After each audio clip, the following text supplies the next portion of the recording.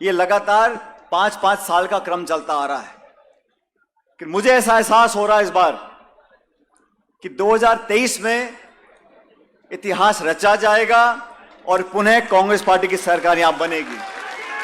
वो इसलिए बनेगी कि हम लोगों ने अपने अपने क्षेत्रों में काम किया है। मुझे कहने में कोई संकोच नहीं है। राकेश पारिक साहब हमारे विधायक बनकर गए मसूदा से। इन 5 सालों में सचिवालय हो, मंत्री का घर हो, मंत्री का दफ्तर हो, उसके पीछे पढ़ पढ़कर पानी हो, बिजली हो, चिकित्सा हो, स्कूल हो, सड़क हो, जो भी हो, पारिक साहब ने उनके प्राण भी लिए। मंत्री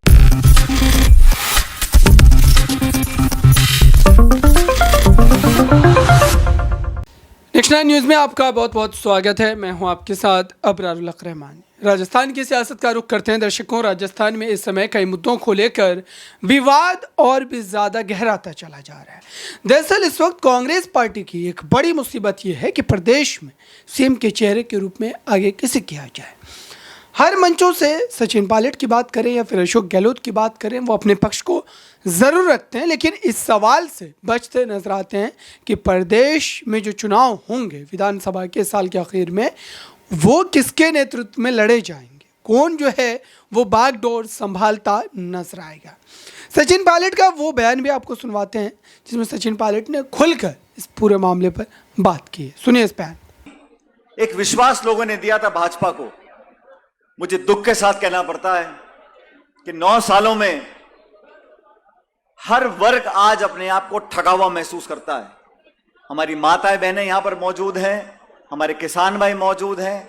हर वर्ग को वोट लेने के बाद सिर्फ पीड़ा, दुख और परेशानी देने का काम किया है। किसानों के 3 काले कानून बनाए। साल भर तक किसानों ने दिल्ली में, राजधानी में धरना दिया। सैकड़ों लोगों ने आत्महत्या करी। तब जाके सरकार ने उन कानूनों को वापस लिया। अर्थव्यवस्था का क्या हाल है। मुझे पीड़ा इस बात की है कि इस देश और प्रदेश में जो खाई है अमीर और गरीब की, वो लगातार बढ़ती जा रही है।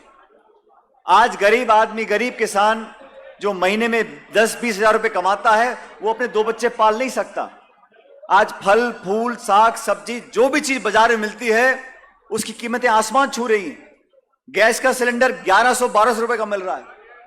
टमाटर तो 200 रुपए किलो हो गया था। तो महंगाई को नियंत्रित करने के लिए केंद्र की सरकार ने झूठे मुंह ये तक नहीं बोला कि हम कोशिश करेंगे, हम दाम कम करने की कोशिश करेंगे। नहीं साहब, उनको मालूम है चुनाव आएगा तो भाषण देने पहुंच जाओ, भगवान का नाम लो, मंदिर का नाम लो, मस्जिद का नाम लो, हिंदू का नाम लो, मुसलमान का नाम लो और वोट ले लो। वोट लेने के बाद ना नौजवान को नौकरी मिल रही है, ना गृहिणियों के जीवन को बेहतर करने के लिए महंगाई को कम किया जा रहा है। विकास के नाम पर इतना बड़ा मुल्क हमारा है, ये जो विकास हो रहा है तो हो ही रहा है, लेकिन सरकार ने ऐसा कौन सा काम किया है जिससे आम व्यक्ति को थोड़ा फायदा मिले। मैं मनमोहन सिंह जी की सरकार में मंत्री थे। हम लोग नरेगा लेकर आए, गरीबों के लिए योजनाएं लेकर आए, आयोजन ऐसा करते थे कि जो गरीब आदमी उसकी जेब तक पैसा पहुंचे। आज दुख की बात मुझे कहना पड़ रहा है कि केंद्र की सरकार एक ऐसी सरकार, ऐसी पार्टी के पास है जो केंद्र में तो सत्ता में फेल हो गई और राजस्थान में विपक्ष में फेल हो गई। मैं परसों टोंक में गया था, वहां मैंने कहा यह भाजपा के नेता दिल्ली से आ रहे हैं और राजस्थान की बीजेपी को हिला हिला के जगाने की कोशिश कर रहे हैं, लेकिन यह पार्टी जगने वाली नहीं है। राजस्थान में बीजेपी का जो हाल है आपके सामने है। लोकतंत्र में विपक्ष की पार्टी का एक बहुत बड़ा भूमिका होती है, सरकार की भी होती है, विपक्ष की भी होती है। दुख इस बात का है कि सदन के अंदर विधानसभा में या सदन के बाहर भारतीय जनता पार्टी ने अपनी जिम्मेदारी को निभाया नहीं। जब दिसंबर में चुनाव होंगे, पिछले 25-30 साल से क्या हो रहा है, 5 साल सरकार कांग्रेस की बनती है, 5 साल भाजपा की बनती है। ये लगातार 5-5 साल का क्रम चलता आ रहा है कि मुझे ऐसा एहसास हो रहा है इस बार कि 2023 में इतिहास रचा जाएगा और पुनः कांग्रेस पार्टी की सरकार यहां बनेगी। वो इसलिए बनेगी कि हम लोगों ने अपने अपने क्षेत्रों में काम किया है। मुझे कहने में कोई संकोच नहीं है। राकेश पारिक साहब हमारे विधायक बनकर गए मसूदा से। इन 5 सालों में सचिवालय हो, मंत्री का घर हो, मंत्री का दफ्तर हो, उसके पीछे पढ़ पढ़कर पानी हो, बिजली हो, चिकित्सा हो, स्कूल हो, सड़क हो, जो भी हो, पारेख साहब ने उनके प्राण भी लिए मंत्रियों के, लेकिन आपके क्षेत्र में काम करवा कर लेकर आए हैं। मैं उनका बहुत साधुवाद देना चाहता हूं। जब मैं सरकार में था, मैं इसलिए कह रहा हूं कि जब मैं सरकार में था तो मेरा भी कुर्ता छोड़ा नहीं। विधानसभा के अंदर, सचिवालय के अंदर खींच के सड़क, हैंडपंप, बिजली, पानी जो करा सकते थे मसूदा के लिए कराया।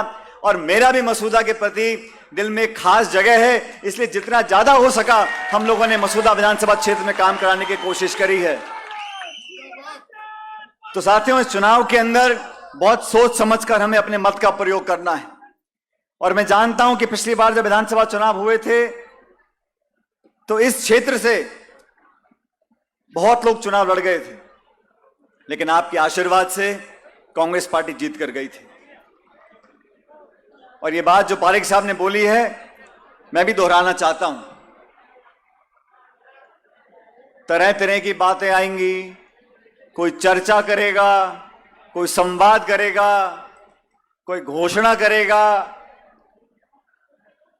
कोई अफवाह फैलाएगा, लेकिन मैं कहना चाहता हूं कि मसूदा विधानसभा क्षेत्र से कांग्रेस पार्टी जीतकर जाएगी और आपके दम पर जीतकर जाएगी। अब ऐसे जब चुनाव आते हैं उससे पहले, बहुत सारे चुनाव से ठीक पहले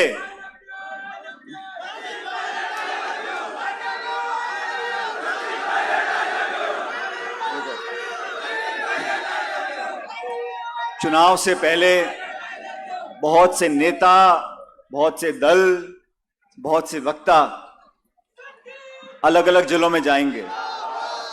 और मैं जानता हूं कि अजमेर के अंदर भी बहुत सारे लोग या तो आ रहे हैं या आने की कोशिश कर रहे हैं, चुनाव से पहले बात रखेंगे, यहां जाएंगे, वहां जाएंगे, और बहुत लोगों ने कोशिश कर ली। लेकिन आज इस सभा में जो भागीदारी आप लोगों की है, मैं डंके की चोट से कह सकता हूं कि 100 सुनार की और 1 लोहार की।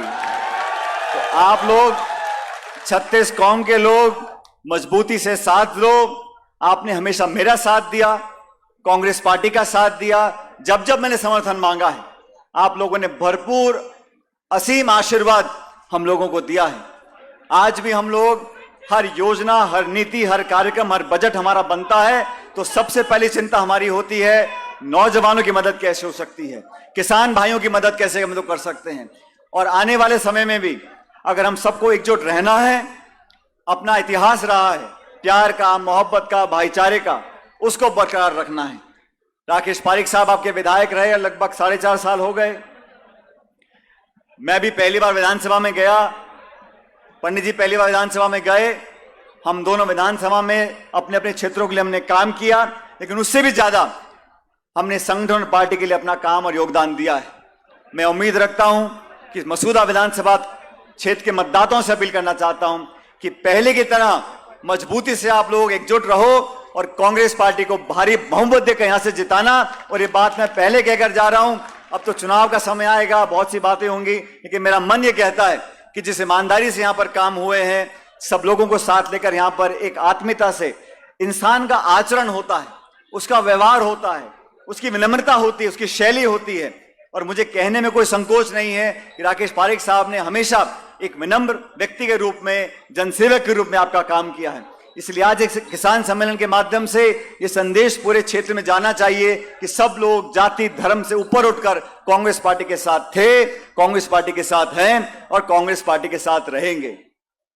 जहां तक मुझसे पहले वक्ता वेद सोलंकी जी बोल रहे थे, राजेंद्र चौधरी साहब बोल रहे थे, जोधपुर से आते हैं, बहुत सारी बातें बोली, लेकिन मैंने भी अपनी बात जब मुझे रखनी होती है, मैं संकोच नहीं करता हूं, मैं बेबाकी से अपनी बात को रखता हूं।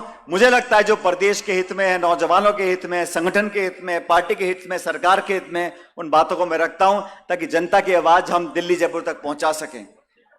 आप सब लोगों से मैं उम्मीद रखता हूं कि आपसी हमारा भाईचारा और प्रेम है, इसको बना के रखें।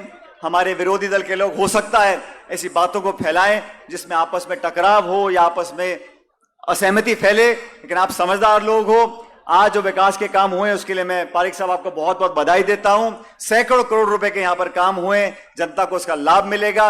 और आप लोगों ने, इस क्षेत्र के लोगों ने हर समय कभी कभी राजनीति में अच्छा भी आता है, बुरा भी आता है।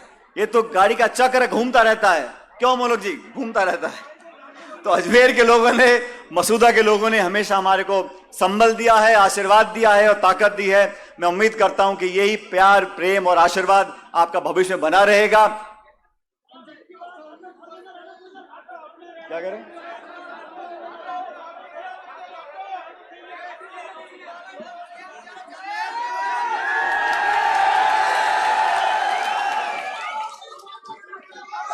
मैं दो बातें कहना चाहता हूं। जीवन में जो रात गई सो बात गई, जो समय निकल गया वो वापस आने वाला नहीं है, लेकिन भविष्य में क्या होगा ये कोई जानता नहीं है। इसलिए मजबूती से, ताकत से, एकजुट पर हम साथ रहें और आने वाला समय आप लोगों का होगा, पार्टी का होगा, नौजवानों का होगा, किसानों का होगा।